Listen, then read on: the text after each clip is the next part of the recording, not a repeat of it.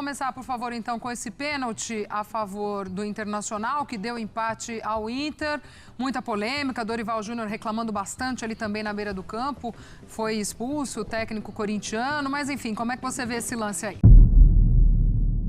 Fala pessoal, sejam muito bem-vindos e agora vamos ver tudo que rolou nesse pós-jogo. O Timão empata fora de casa contra o Internacional, vencia até o finalzinho, depois que antes dali de terminar o jogo, né, o Kaká acabou se envolvendo ali e cometeu o pênalti. Para uns não foi, para outros foi pênalti. Rolou toda essa polêmica já no finalzinho da partida e o Corinthians perde a oportunidade de garantir 3 pontos e a imprensa debateu sobre todas as polêmicas desse jogo e é isso que vamos acompanhar a partir de agora. O link da ESPN estará aqui na descrição para que vocês possam acompanhá-los na íntegra. De quarta-feira do Campeonato Brasileiro, empate no Beira-Rio entre Inter e Corinthians. Um jogo com polêmicas, com o lance final que dá o empate ao Internacional. Também assunto, a gente vai falar também de arbitragem dentro dessa partida. André Donk, seja bem-vindo, meu amigo. Um beijo para você. Beijo, Gláucia, André, fã do esporte. Prazer estar aqui com vocês. Pois é, um empate que seria muito pesado para qualquer um dos dois lados, pelo momento de pressão das duas equipes, pelo momento vivido dentro de campo, mas que o Inter pode comemorar demais pelo contexto, né? Com um empate no gol de pênalti, a gente vai discutir toda a polêmica do lance, mas até pelo que foi o jogo, né? O Corinthians, durante o primeiro tempo, se portou melhor, sabendo explorar muito bem o lado do campo com seus laterais, o Hugo entrando de forma surpreendente, fazendo um bom jogo, o Angileri também sendo importante na construção do gol do Corinthians, desde o passe vertical que ele dá para o Ranieri, assim como na inversão do gol de jogo para o Mateuzinho dar essa assistência para o Guinegão, mais um gol dele, né? O quinto gol do garoto, que é o artilheiro do time desde que estreou, enquanto que o Internacional teve muitas dificuldades, no segundo tempo gerou poucos lances de perigo até o lance do pênalti. É um empate ruim para os dois lados, mas pelo contexto do jogo, acho que o Colorado acaba comemorando um pouco. André Kfouri, boa noite também, amigo. Um beijo para você. Boa noite, Glaucia. Um beijo para você. Alô, Donk, um ótimo fim de noite, né? Já podemos dizer que estamos nos aproximando do fim de noite a todos. E o jogo foi, entre aspas, palpitante, né? Até o final, porque o Corinthians demonstrou mais uma vez no primeiro tempo que é capaz de competir sem as suas principais peças, né? De novo, hoje o Dorival Júnior teve que armar o Corinthians sem os jogadores mais valiosos do seu elenco. Talvez eles retornem na próxima rodada do Campeonato Brasileiro, pelo menos esse é o plano. E durante um primeiro tempo de superioridade bem clara do Corinthians, até com segundo gol marcado e depois anulado pelo VAR, corretamente anulado por uma questão de impedimento, o Corinthians deu mostras da sua capacidade de competir com esses jogadores em campo, com o Mateuzinho fazendo mais uma assistência e não por acaso mais uma para o Guinegão, que pede a bola na hora que ele percebe que o Mateuzinho tem condição de cruzar, ele corre e estica o braço pedindo a bola um pouco mais à frente. E essa finalização do gol de cabeça do Guinegão foi uma finalização do ponto de vista técnico difícil e eu diria até requintada. Ele cada vez mais tem demonstrado capacidades e habilidades que não estavam muito evidentes nas suas primeiras participações no time principal do Corinthians. Esse é o ponto positivo, mais um gol para ele, mais uma contribuição para dar ao Corinthians a chance de vencer no Campeonato Brasileiro, o que agora já não acontece há 3 rodadas em sequência. No segundo tempo, o Internacional foi muito pressionado pelo público no Beira-Rio, descontente, evidentemente. Houve um gol que também eu acho que nós precisamos discutir, uma marcação de impedimento por interferência na visão ou na ação do goleiro do adversário. Uma posição, a princípio, duvidosa, que teve de ser checada, e depois o comportamento, o movimento. A gente vai ter o Simon para falar sobre isso, né? E é interessante falarmos a respeito desse tipo de marcação mais uma vez, porque a discussão é evidente, é automática quando esse tipo de lance acontece. E depois, no finalzinho do jogo, já nos acréscimos, um pênalti do Kaká, marcado depois que o árbitro do jogo foi ao monitor na lateral do campo observar o vídeo. E o Internacional empata, consegue um ponto. O resultado não é bom nem para o Inter e nem para o Corinthians, mas essa é uma outra questão, já é uma questão de análise do resultado depois que o jogo termina. Mas a gente tem bastante coisa para comentar, até a respeito da marcação do pênalti, exceto por um detalhe que eu acho que é importante. O Kaká, que que é o zagueiro que comete o pênalti no final do jogo, ou que está envolvido na marcação do pênalti, envolvido na jogada, tinha um cartão amarelo desde o primeiro tempo. Sim. E no momento em que o Dorival encerra as substituições no time do Corinthians, os nossos companheiros da Amazon Prime até comentaram na transmissão que o técnico do Corinthians, ao não substituir o Kaká, demonstra confiança na permanência dele em campo. O Kaká, obviamente, já na sua carreira no clube, marcado por algumas situações um pouco controversas. E ele, com o amarelo, obviamente, um jogador visado pelos atacantes adversários desde a primeira parte. E talvez não tenha sido coincidência que o Kaká seja o jogador envolvido, assim sendo, provocando talvez um certo arrependimento na comissão técnica do Corinthians por não ter ativado essa substituição. Não estou responsabilizando o Kaká por absolutamente nada, não sei nem se foi pênalti, porque a imagem não é conclusiva. Mas, de novo, a sensação de um jogador já, entre aspas, em hora extra no gramado, se confirma a partir do momento em que o jogo terminou da forma que terminou. Carlos Eugênio Simon já conosco, e o jogo pede que o Simon chegue cedo também para a gente falar. Tivemos 2 gols anulados e esse pênalti que foi determinante aí para o placar final. Simon, seja muito bem-vindo, meu amigo. Um beijo para você, boa noite. Boa noite, Glaucio, um abraço para você, aos companheiros aí, os 2 Andrés. É sempre uma satisfação, falar com vocês. E voltou com rodada cheia, muitas polêmicas dessa rodada, e principalmente nesse grande clássico do futebol brasileiro, Internacional e Corinthians. Tivemos 3 lances que merecem uma análise bem detalhada. Simão, vamos começar, por favor, então, com esse pênalti a favor do Internacional, que deu empate ao Inter. Muita polêmica, Dorival Júnior reclamando bastante ali também na beira do campo. Foi expulso o técnico corintiano, mas enfim, como é que você vê esse lance aí? Esse lance foi no apagar das luzes, Um jogo com 37 faltas, 9 cartões amarelos. Rodrigo Pereira, lá de Pernambuco, árbitro da FIFA, que apitou o jogo.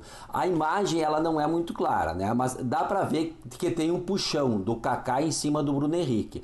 Esse puxão impacta a jogada.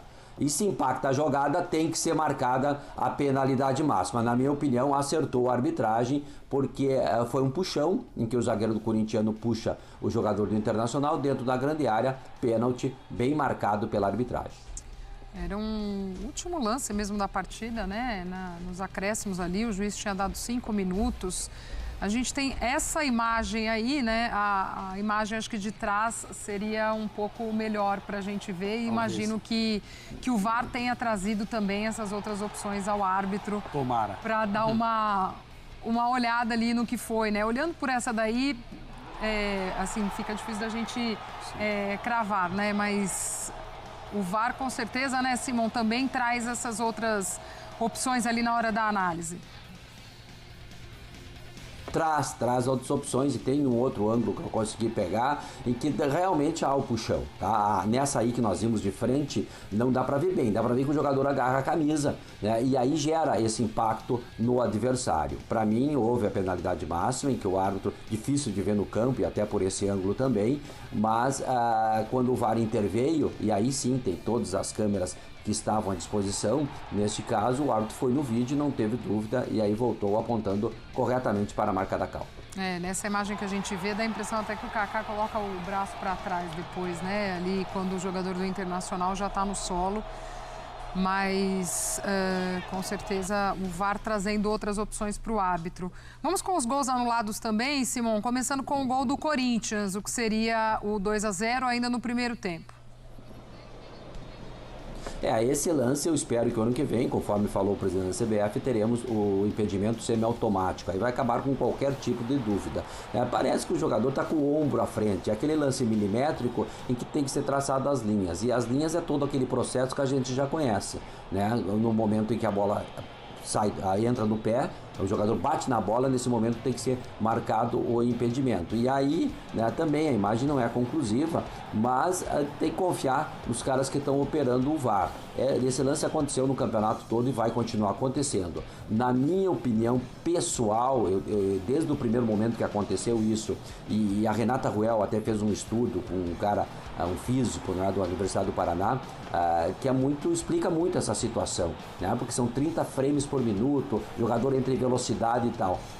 Do jeito que é operado no Brasil, e eu vou manter a minha coerência nos meus comentários, eu validaria todo esse tipo de gol.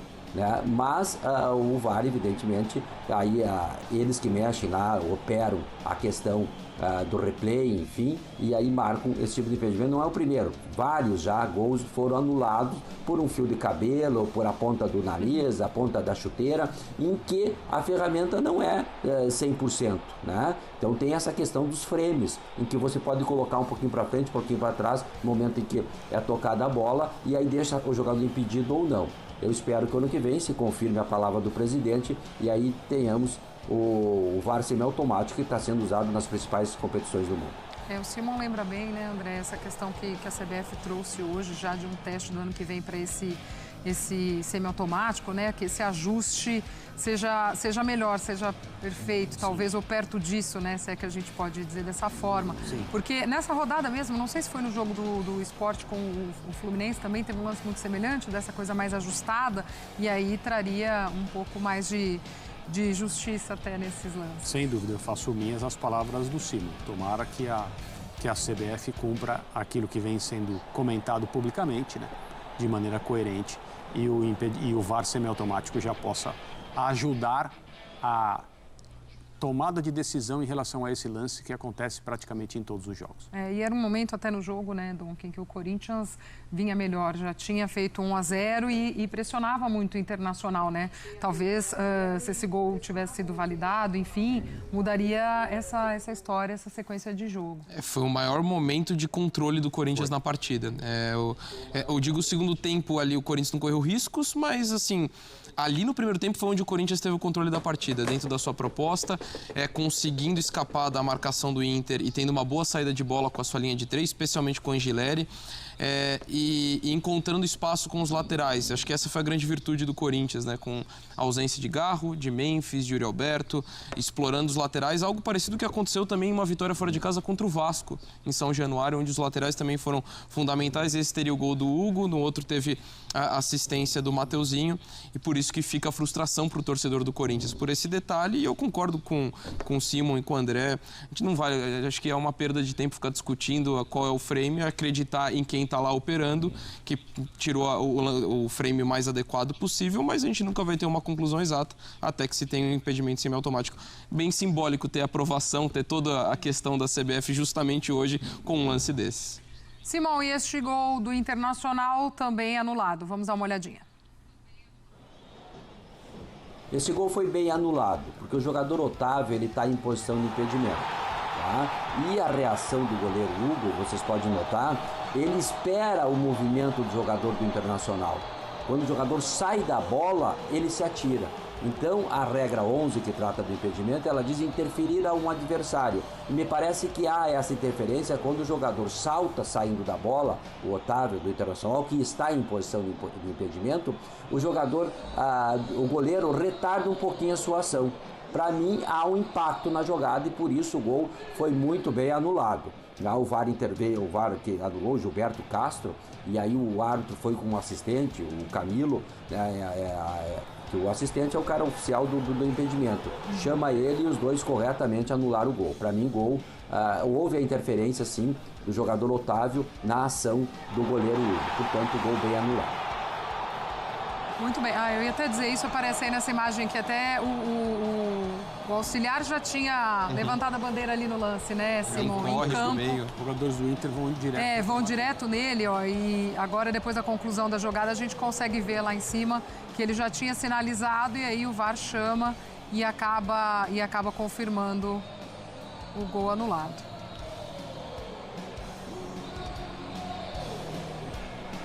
Boa.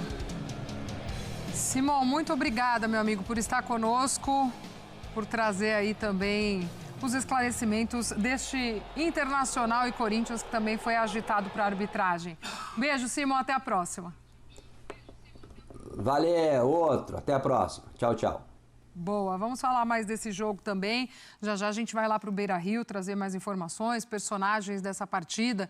Mas a gente dizia aqui, né, amigos, no início da nossa conversa, o quanto esse empate, em termos de classificação para as duas equipes, bem ruim, né? O Internacional... Quando eu me lembro das palavras do Alessandro, né, do presidente do Inter, quando o Roger sai, Tá aí um pouco do que foi comentado, né? Essa análise no pós-jogo, pra mim, não teve penalidade, o juiz marcou. Quero muito saber o que vocês pensam, né? O Simon ali falou que marcaria o pênalti, porém, já vi nas redes sociais, cada um fala uma coisa. Certamente a gente vai ter uma repercussão muito grande nos programas esportivos de amanhã. E a gente vai cobrir tudo isso e muito mais pra vocês. Então deixa o like, inscreva-se no canal e comente também, foi pênalti ou não foi? Opine aqui nos comentários. Daqui a pouco voltaremos com mais informações. Obrigado a todos. Valeu!